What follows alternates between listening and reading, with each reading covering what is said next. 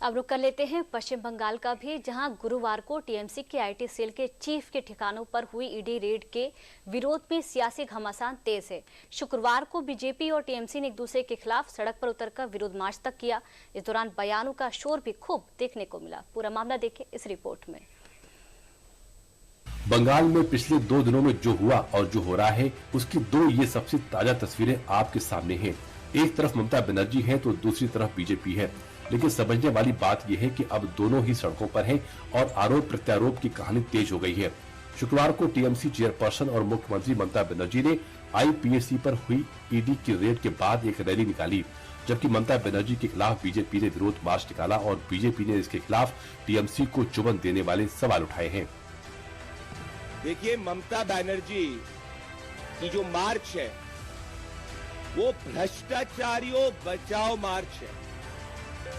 Please note, the march of Mamata Banerjee on the streets of Kolkata is a corruption bachao march of Trinamool Congress.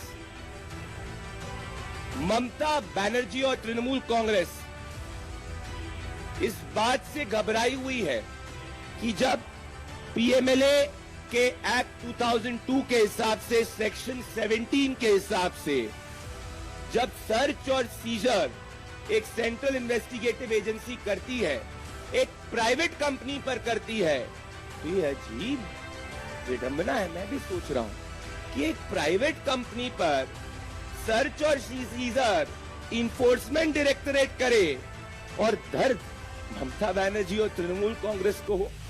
ऐसा क्या घबराहट है कि भ्रष्टाचार बचाओ मार्च ममता बनर्जी और तृणमूल कांग्रेस एक प्राइवेट कंपनी पर हुए सर्च और सीजर के ऑपरेशन के लिए निकाल रही है। हालांकि दूसरी तरफ ममता बनर्जी ने शुक्रवार को जो ईडी के रेड के दौरान किया, उसको लेकर एक बार फिर से उन्हें शुक्रवार को वही बात दोहराई है जो बंगाल की सुलगती सियासत में घी डालने का काम किया है। तो हमें जेड प्लस भूले जान, আমি কাল যা করেছি as a all India Trinamool কংগ্রেসের চেয়ারম্যান করেছি এবং যা করেছি আমি কোনো অন্যায় করিনি। তুমি আমায় খুন করতে এসছো, আমার আত্মরক্ষা করার অধিকার আছে, চোরের মতো কেন এসছো? दूसरी तरफ शुक्रवार को जो ईडी की याचिका पर सुनवाई होने वाली थी, उसे कलकत्ता हाई कोर्ट ने टाल दिया। दरअसल कोर्ट परिसर में भारी भीड़ और हंगामे की वजह से ईडी की याचिका पर सुनवाई टालनी पड़ी। याचिका में ममता बनर्जी के खिलाफ छापेमारी के दौरान हस्तक्षेप करने के आरोप में एफआईआर दर्ज करने की मांग की गई थी। अब एक बार आप पहले पूरे मामले को समझ लीजिए। 8 जनवरी को ईडी और इनकम टैक्स ने आईपीएसी के कोलकाता ऑफिस और उसके प्रमुख प्रतीक जैन के घर छापा मारा था। खबर थी कि यह संस्था हवाला से लेन देन कर रही है। छापे की खबर सुनकर मुख्यमंत्री ममता बनर्जी खुद मौके पर पहुंची और ईडी अधिकारियों से लोहा ले लिया। अधिकारियों के खिलाफ एफआईआर दर्ज करवा दी और ममता जब्त दस्तावेज और हार्ड डिस्क अपने साथ ले आई।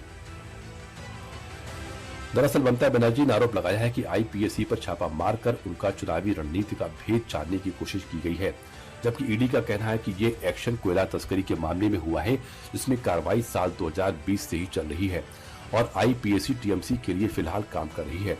लिहाजा जब इस पर छापा पड़ा तो ममता बनर्जी सामने आ गई और कोलकाता से लेकर दिल्ली तक अब टीएमसी विरोध प्रदर्शन कर रही है। टीएमसी के सांसदों ने शुक्रवार की सुबह गृह मंत्री अमित शाह के ऑफिस के बाहर प्रदर्शन करने पहुंच गए और अब टीएमसी के इस रवैये पर कांग्रेस भी बरस पड़ी है, जबकि साक्ष्य चुराने के आरोप लगा रही है। देखिए, दिल्ली में कुछ शायद उनकी पार्टी के एमपी रह गए होंगे और उनको लगा कि कल जैसे हुई है उसको विरोध प्रदर्शन करना चाहिए, किए हैं। लेकिन मेरा सवाल यह है कि जब बंगाल के प्रवासी मजदूरों ने सारे हिंदुस्तान में कई कई जगह भटकते रहते हैं काम काज के लिए, रोटी रोटी कमाने के लिए, और उनपे लगातार बांग्लादेशी ये इल्जाम लगाते हुए हमला बोली जा रही है और जिसके तहत ममता बनर्जी चोर बोले जोर से वाली कहानी है। उन्होंने साक्ष्य को चुराया है। साक्ष्य को चुरा करके भागा है और उस चोरी को छिपाने के लिए सड़क पर आकर के गुंडागर्दी कर रहे हैं। दूसरी तरफ ये आवाज भी उठ रही है कि आखिर हरे रंग की उस फाइल में क्या था जो ममता बनर्जी ईडी की रेड के समय आईपीएसी के ऑफिस से लेकर निकली थी। क्या उसमें कुछ ऐसा संदिग्ध था जो बड़ा सबूत हो सकता था? बीजेपी ने प्रेस कॉन्फ्रेंस कर इस पर भी हल्ला बोला है। बंगाल में जो हुआ वो आज तक नहीं हुआ कि एक सिटिंग मुख्यमंत्री एक प्राइवेट प्रॉपर्टी में घुसकर जहां मनी लॉन्ड्रिंग की कार्रवाई चल रही है ईडी के द्वारा, वहां चली जाए, ईडी के लोगों को धमकाए और पेपर स्नैच कर वॉकआउट कर जाए। और समाचार पत्रों में यह भी लिखा हुआ है जैन का घर कहां है, गाड़ी छोड़ती हैं और फ्लैट में घुसती हैं, उनके पुलिस कमिश्नर जाते हैं, पुलिस अफसर जाते हैं और वहां ईडी के लोगों को हड़काते हैं और ये बहस करती हैं और कागज छीन करके लेके चलते हैं। हालांकि ये सियासत यहीं थमती हुई नहीं दिख रही। ममता बनर्जी ने शुक्रवार को ईडी के खिलाफ 2 और शिकायतें दर्ज कराई हैं। ये शिकायतें भी कंसल्टेंसी फर्म आईपीएसी के ऑफिस और इसके प्रमुख प्रतीक जैन के घर पर हुई छापों से जुड़ी हैं। इन शिकायतों के आधार पर कोलकाता और विधाननगर पुलिस ने एफआईआर दर्ज की जांच शुरू कर दी है।